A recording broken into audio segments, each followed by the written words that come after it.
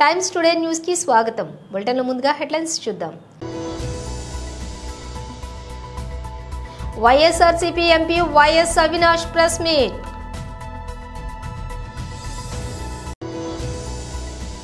ప్రపంచ మాదిగల దినోత్సవంలో ముఖ్యమంత్రి రేవంత్ రెడ్డి.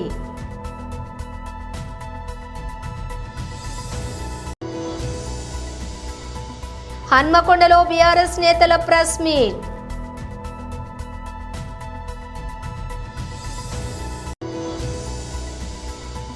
సభ్యత్వ నమోదులో టీడీపీ సరికొత్త రికార్డు సృష్టించింది సీఎం చంద్రబాబు. జబర్దస్త్ టెన్షన్ ఎక్కువే నటుడు బుల్లెట్ భాస్కర్. ఇక డీటెయిల్స్ చూస్తే YSRCP MP YS Avinash press meet నిర్వహించారు. రివ్యూ ఇచ్చేది కూడా ఆయన తప్ప మరెవరు కాదు. ఎందుకు ఈ మాట అనవలసి వస్తుందంటే, ఈ సాగునీటి సంఘం ఎన్నికలు ఎంత అప్రజాస్వామ్యబద్ధంగా జరిగాయనేది గడిచిన 2-3 రోజులుగా జరుగుతున్న పరిణామాలు మీ అందరూ కూడా చూస్తూ ఉన్నారు. ఒక్కసారి మీ అందరూ కూడా గమనించండి. సహజంగా ఈ ప్రభుత్వము ఇరిగేషన్ డిపార్ట్మెంటు ఈ ఎన్నికలు కండక్ట్ చేస్తూ ఉంది. ఈ ఎన్నికల్లో ప్రధానంగా ఎవరైనా రైతు కంటెస్ట్ చేయాలి అంటే, ఈ ఎన్నికల్లో టీసీ మెంబర్గా కంటెస్ట్ చేయాలంటే ఆ రైతుకు సంబంధించిన నీటి బకాయిలు అప్ టు డేట్ కట్టి ఉండాలా, విఆర్ఓ దగ్గర నోట్ యూజ్ సర్టిఫికేట్ తీసుకొని ఉండాలనేది మ్యాండేటరీ. అవి ఉంటేనే ఆ రైతు పెట్టే నామినేషన్ వ్యాలిడ్ అవుతుంది. అవి లేకపోతే ఆ నామినేషన్ ఇన్వాలిడ్, అంటే చెల్లదు. ఇది ప్రభుత్వం పెట్టిన నిబంధన, తెలుగుదేశం ప్రభుత్వం పెట్టిన నిబంధన ఇది. మరి ఆ నిబంధనలో భాగంగా నిజంగా వీళ్ళు ఎన్నికలు కోరుకునే వాళ్ళైతే విఆర్ఓలు అందుబాటులో ఉండి ఏ రైతు పైనా కూడా పన్ను కట్టించుకొని నోటీస్ సర్టిఫికేట్ ఇచ్చే విధంగా ఉండాలి. కానీ అదేమీ కాబట్లే వీళ్ళకు. సగం మంది విఆర్ఓలు ఫోన్లు ఆఫ్ చేసుకొని ఉండారు. ఒక్క మాటలో చెప్పాలంటే మొత్తం విఆర్ఓలందరినీ మండల ఆఫీస్కి తరలించారు. అసలు ఏం పని, మండల ఆఫీసుల్లో 2 రోజుల పాటు విఆర్ఓలందరినీ మండల ఆఫీసులో పెట్టుకోవాల్సిన అవసరం ఏముంది అని చెప్పి మిమ్మల్ని అడుగుతా ఉన్నా. విఆర్ఓలందరూ కూడా సచివాలయాల్లో, గ్రామ సచివాలయాల్లో అందుబాటులో ఉండాలి. రైతులు వస్తే రైతుకు సంబంధించిన పన్ను బకాయి కట్టించుకొని వాళ్ళకు నోటీస్ సర్టిఫికేట్ ఇవ్వాలి.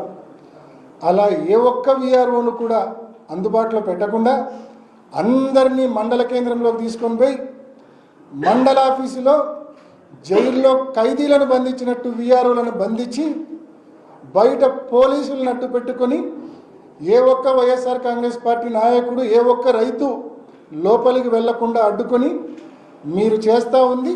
దీన్ని రాజకీయం అంటారా? ఇది చేతకాని దద్దమ్మలు చేసే రాజకీయం ఇది. ఇంకా మాట్లాడాలంటే పల్లెటూళ్ళ భాషలో చెప్తే ఫీల్ అవుతాడేమో ఆయన. నిజంగా ప్రజాస్వామ్యబద్ధంగా ఎన్నికలు కానీ జరిగి ఉంటే. ప్రపంచ మాదిగల దినోత్సవంలో ముఖ్యమంత్రి రేవంత్ రెడ్డి పాల్గొన్నారు. ఒక స్పష్టమైన కాంగ్రెస్ పార్టీ విధాన ప్రకటన చేసింది. కాంగ్రెస్ పార్టీ అధికారంలోకి వచ్చిన తర్వాత ఖచ్చితంగా మాదిగ ఉపకులాల వర్గీకరణకు సంబంధించి అనుకూలమైన నిర్ణయం తీసుకుంటుందని వారు చెప్పడమే కాకుండా, మా ఏఐసిసి అధ్యక్షుడు మల్లికార్జున్ ఖర్గే గారు చేవెళ్లలో ఎస్సీ ఎస్టీ డిక్లరేషన్ సందర్భంగా కాంగ్రెస్ పార్టీ విధానాన్ని స్పష్టంగా ప్రకటించడం జరిగింది. ఆ నేపథ్యంలో చాలా సంవత్సరాల నుంచి నానుతూ ఎన్నో ఒడిదుడుకులను ఎదుర్కొంటూ, అది ఉషా మెహ్రా కమిషన్ కావచ్చు, లేకపోతే గతంలో అమలు చేసిన ఉమ్మడి ఆంధ్రప్రదేశ్లో అమలు చేసి తర్వాత ఈ సమస్య సుప్రీంకోర్టు వరకు వెళ్ళడం, సుప్రీంకోర్టులో కూడా చాలా సంవత్సరాల నుంచి వాద ప్రతివాదనలు లేదా పంజాబ్ కేసు పెండింగ్ ఉండడం, ఆనాటి ప్రభుత్వాలు ఈ అంశాన్ని సుప్రీంకోర్టులో సరైన విధంగా వాదించకపోవడం వల్ల, అందులో భాగస్వామ్యం తీసుకోకపోవడం వల్ల చాలా సంవత్సరాల నుంచి వాయిదాలు పడుతూ వచ్చింది. కాంగ్రెస్ ప్రభుత్వం బాధ్యత చేపట్టిన తర్వాత మిత్రుడు దామోదర్ రాజనరసింహ గారిని పిలిచి సుప్రీంకోర్టులో కేసు మాదిగ వర్గీకరణ ఉపకులాలకు సంబంధించి కేసు ఉన్నది. తెలంగాణ రాష్ట్ర ప్రభుత్వము ఈ కేసులో ఇంప్లీడ్ అయి మన వాదనను వినిపించి తద్వారా వీళ్లకు న్యాయం చేయాలని చర్చ చేసి శాసనసభలో ఉన్న పార్టీలకు అతీతంగా అందరినీ మాదిగ ఎమ్మెల్యేలను దామోదర్ రాజనరసింహ గారి నేతృత్వంలో పిలిపించి నేను మాట్లాడి అభిషేక్ సింఘ్వీని, ముఖ్యమైన సల్మాన్ ఖుర్షీద్ను, ఇలాంటి ప్రముఖ సుప్రీంకోర్టు న్యాయవాదులను నియమించి దామోదర్ రాజనరసింహ గారి నేతృత్వంలో తెలంగాణ రాష్ట్ర ప్రభుత్వం సుప్రీంకోర్టు కేసులో ఇంప్లీడ్ అయి ఆ కేసులో వాదన వినిపించి ఆ జడ్జిమెంట్ రావడానికి తెలంగాణ రాష్ట్ర ప్రభుత్వం చాలా క్రియాశీలక పాత్ర పోషించింది. చాలా మంది జడ్జిమెంట్ వాటంతటా అదే వచ్చిందని మిత్రులు అనుకుంటున్నారు. కాదు. హన్మకొండలో బీఆర్ఎస్ నేతల ప్రెస్ మీట్ నిర్వహించారు. మీరందరూ కూడా సాక్షులు, సభ్య సమాజం కూడా సాక్షి.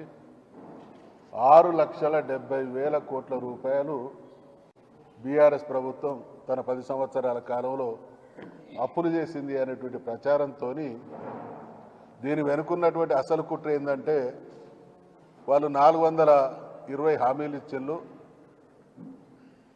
6 గ్యారంటీలు చెప్పారు. ఈ 6లో 13 అంశాలు ఉన్నాయి. ఎన్నికలు జరిగిన తర్వాత అధికారం వచ్చేటువంటి క్రమంలో వాళ్ళు సమీక్షించుకుంటే ఎట్టి పరిస్థితులలో ఇచ్చేటువంటి హామీలను నెరవేర్చడానికి అవకాశం లేదు. కాబట్టి కాలం గడిచిన కొద్దీ ఆ దుర్మార్గం బయటపడుతుంది. కాబట్టి మసిబూసి మారేడు గాయేసి నిందలు బీఆర్ఎస్ ప్రభుత్వం మీద, బీఆర్ఎస్ పార్టీ మీద వేయాలనేటువంటి ఆలోచనతో చేసినటువంటి దుర్మార్గ ప్రయత్నం అదని ఆ రోజు మేము స్పష్టంగా అడుగడుగున బీఆర్ఎస్ పార్టీకి సంబంధించినటువంటి మీరు చేస్తున్నటువంటి ప్రకటనలు, మీరు విడుదల చేస్తున్నటువంటి శ్వేతపత్రాలన్నీ కూడా అబద్ధాల పుట్టలనేటువంటి కామెంటు మేము దాన్ని వ్యతిరేకించడం జరిగింది. అయినా తగుదునమ్మా అన్నట్టు వాళ్ళు ఒక రకంగా దబాయించేటువంటి ప్రయత్నం చేసిండ్రు. ఈ మధ్య మీరు చూసిండ్రు, ఆర్బీఐ హ్యాండ్ బుక్ ఆఫ్ స్టాటిస్టిక్స్లో చాలా క్లియర్గా చెప్పింది, బీఆర్ఎస్ అంటే గడచిన బీఆర్ఎస్ ప్రభుత్వం వచ్చినాటికి ఉన్నటువంటి అప్పు 72,658 కోట్ల రూపాయలు మాకు గత ప్రభుత్వాల నుండి అప్పు సంక్రమించింది. దాంతోపాటు 18,265 రూపాయలు రుణాల గ్యారంటీల రూపాన మాకు ఆ ప్రభుత్వం నుండి వచ్చింది. ఇటీవలి కాలంలో కాంగ్రెస్ ప్రభుత్వం వచ్చినటువంటి తొలి 3 నెలల్లో చేసినటువంటి అప్పు 15,118 కోట్లు.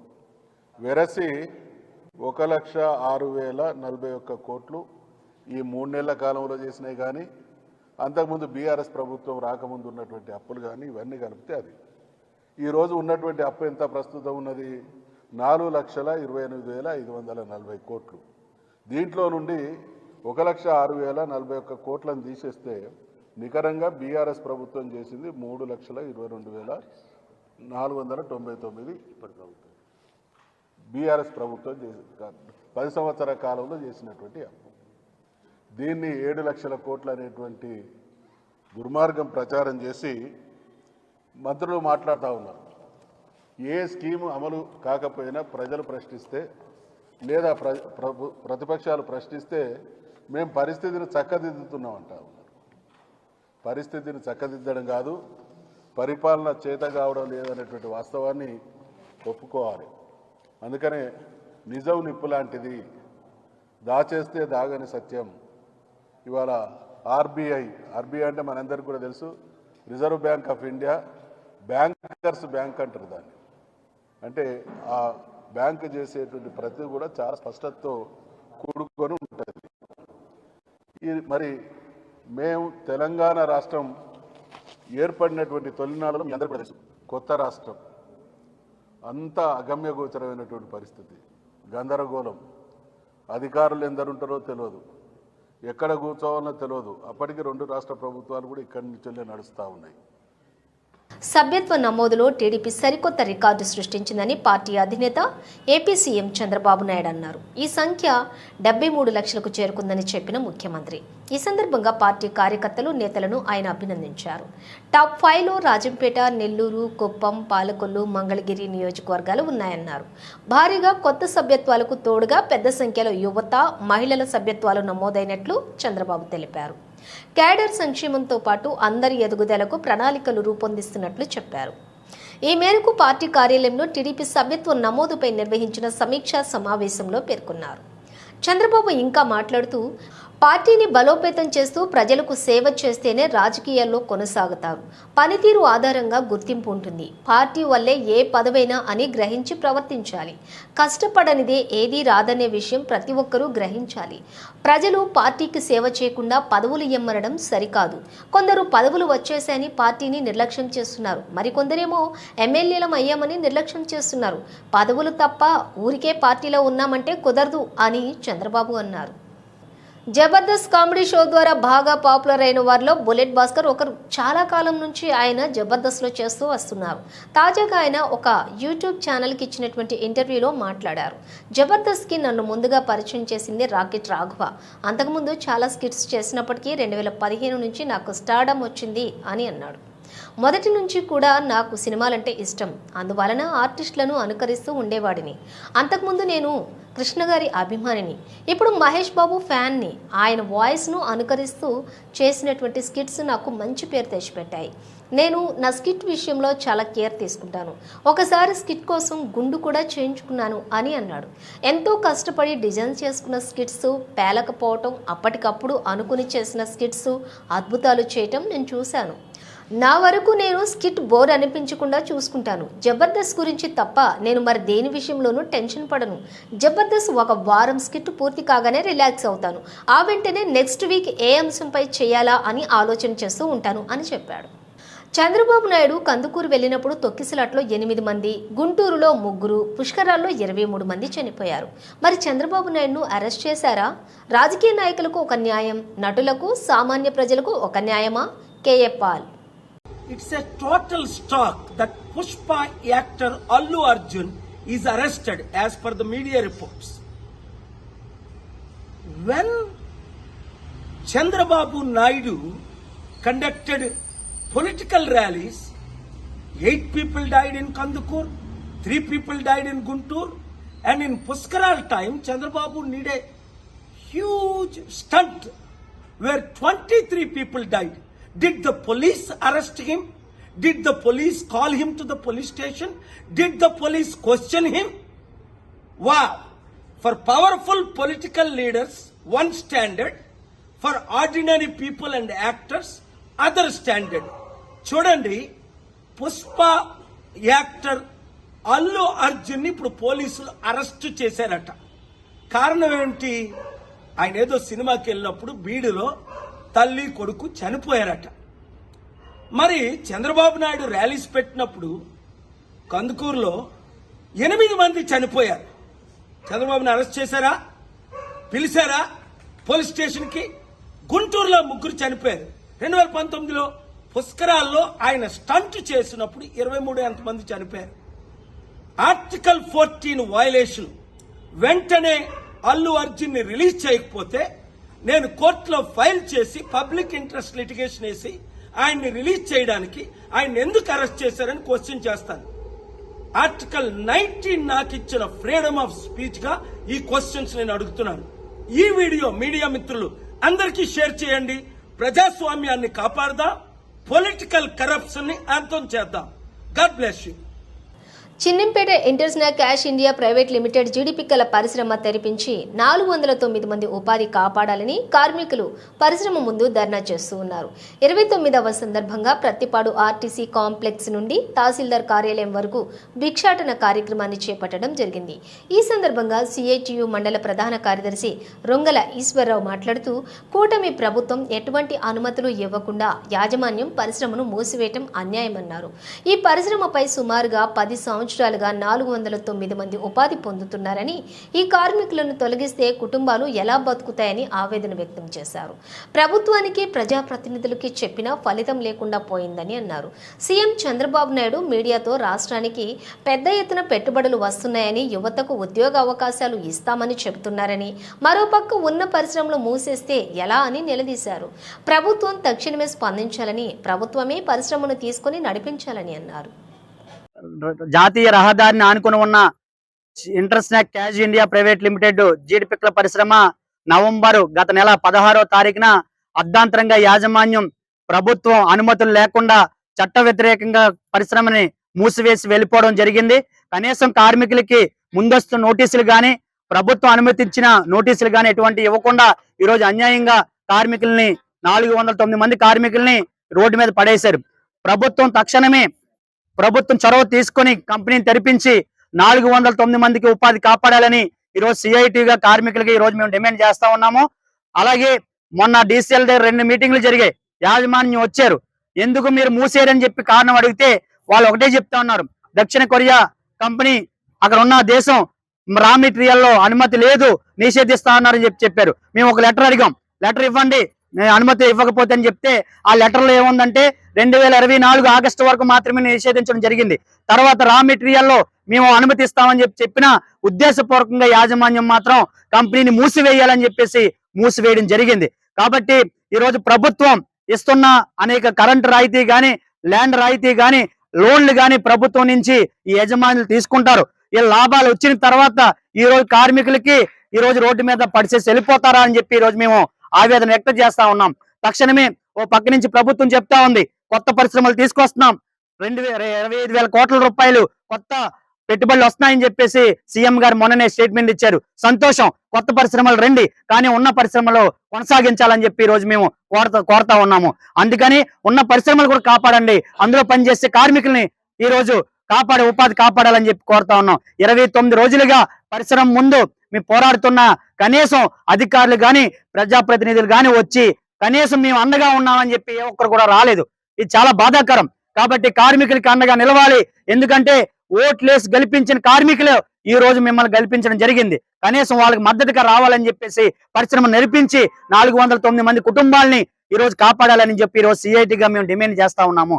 అలాగే కార్మికులు ఇంచుమించుగా 40 సంవత్సరాలు దాటిన వాళ్ళు ఎక్కువ మంది ఉన్నారు. సర్వీస్ దగ్గరికి వచ్చింది, 10 సంవత్సరాలుగా పనిచేస్తా ఉన్నారు. వీళ్ళు ఎక్కడికి పోవాలి? యాజమాన్యం పక్కన చూస్తే మేము కంపెనీ 5 సంవత్సరాల వరకు ఉంచుతామని చెప్పి గతంలో చెప్పింది, 23లో చెప్పారు. కానీ అర్ధాంతరంగా మూయడం వల్ల కార్మికులు ఏ కంపెనీ తీసుకుంటా ఉన్నారు? ఒక్కో కంపెనీ మన ప్రతిపాడు కాన్స్టిట్యున్సీలో మూసేస్తా ఉన్నారు. పక్కనే మొన్న వీరభద్ర రొయ్యల పరిశ్రమ మూసారు. ఈ కార్మికులు అక్కడ కార్మికులు ఏమవుతారు? ఇక్కడ కార్మికులు అవుతారు. ఈ కార్మికులకు అందరికీ ఎక్కడ ఉపాధి ఉంటుందని ఈ రోజు మేము డిమాండ్ చేస్తా ఉన్నాం. దాంతో పాటుగానే ఈ రోజు పరిశ్రమలు మూసేస్తే ఈ రోజు వ్యవసాయ పనులు కూడా లేవు. యంత్రాలు వచ్చిన తర్వాత వ్యవసాయ పనులు కూడా పోయాయి. కాబట్టి 409 మంది కుటుంబాలు ఎలా బతుకుతాయి అని చెప్పి ప్రభుత్వాన్ని మేము విన్నపం చేసుకుంటాం. ఈ రోజు కార్మికులు భిక్షాటన కార్యక్రమాన్ని ప్రతిపాడు పట్టణంలో చేయడం జరిగింది. తక్షణమే ప్రభుత్వం జోక్యం చేసుకుని కార్మికులకు ఉపాధి కాపాడాలి, 409 మందికి ఉపాధి ఇవ్వాలని, పరిశ్రమను తెరిపించాలని, చట్ట వ్యతిరేకంగా మూసిన యాజమాన్యంపై కఠిన చర్యలు తీసుకోవాలని ఈరోజు విజ్ఞప్తి చేస్తా ఉన్నాం. సిఐటియు మండల ప్రధాన కార్యదర్శి రొంగలేశ్వరరావు. యాదాద్రి భువనగిరి జిల్లాలోని పోచంపల్లి మండలం దేశ్ముఖ్ గ్రామంలోని MJPT BCWR schools Malakpet and Karwan బిలో ప్రజాపాలన ప్రజయోత్సవాలలోని భాగంగా డైట్ అండ్ కాస్మెటిక్ ఛార్జీల పెంపు కార్యక్రమంను ముఖ్య అతిథిగా విచ్చేసి ప్రారంభించిన ఎమ్మెల్సీ డాక్టర్ బలుమూరు వెంకట్ అనంతరం విద్యార్థులతో కలిసి మధ్యాహ్న భోజనం చేశారు. ఈ కార్యక్రమంలో డిఏజీ నారాయణ నాయక్, డివిఏహెచ్ఓ శాంబలింగం, ప్రిన్సిపల్, ఉపాధ్యాయులు తదితరులు పాల్గొన్నారు.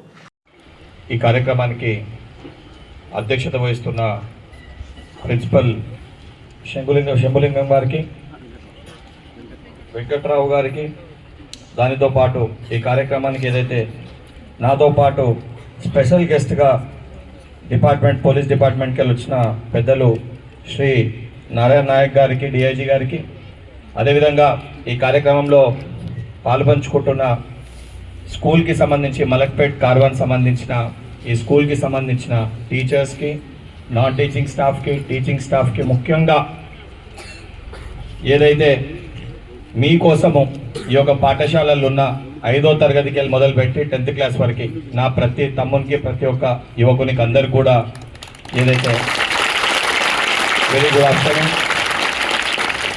ముఖ్యంగా ఈరోజు మనకు అదృష్టవశాత్తము మన ముఖ్యమంత్రి గారే విద్యాశాఖ మంత్రి ఉన్నారు. ప్రతిసారి ప్రతి ఒక్కరు కూడా రాష్ట్రానికి విద్యాశాఖ మంత్రి లేరు అని అడుగుతారు. కానీ ఏ రాష్ట్రం అన్నా అభివృద్ధి పదంలో ముందు నడవాలన్నా, ముందు వెళ్ళాలన్నా కానీ 2 శాఖలు చాలా క్రియాశీలక పాత్ర పోషిస్తాయి. ఒకటి విద్యాశాఖ, రెండోది ఆరోగ్య శాఖ.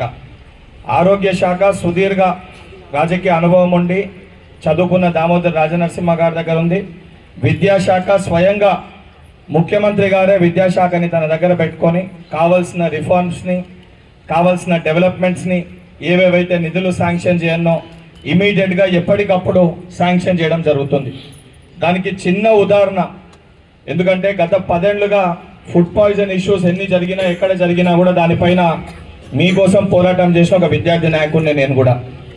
పోరాటం చేసిన ప్రతిసారి కూడా ఆ సంబంధించిన స్టాఫ్ కానీ వాళ్ళందరూ కూడా మేము మెరుగైన పౌష్టికాహారాన్ని పెట్టాలనుకుంటున్నాము, కానీ మాకు ఇచ్చే డైట్ ఛార్జెస్ కానీ ఏదైతే పిల్లలకి పెట్టాలి అమౌంట్ అనేది సరిపోవట్లేదు.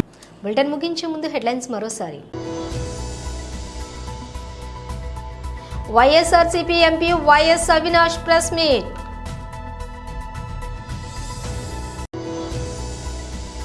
ప్రపంచ మాదిగల దినోత్సవంలో ముఖ్యమంత్రి రేవంత్ రెడ్డి.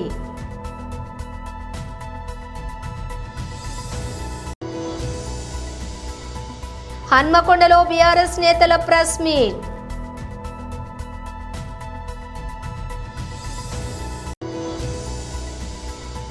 సభ్యత్వ నమోదులో టీడీపీ సరికొత్త రికార్డు సృష్టించింది సీఎం చంద్రబాబు.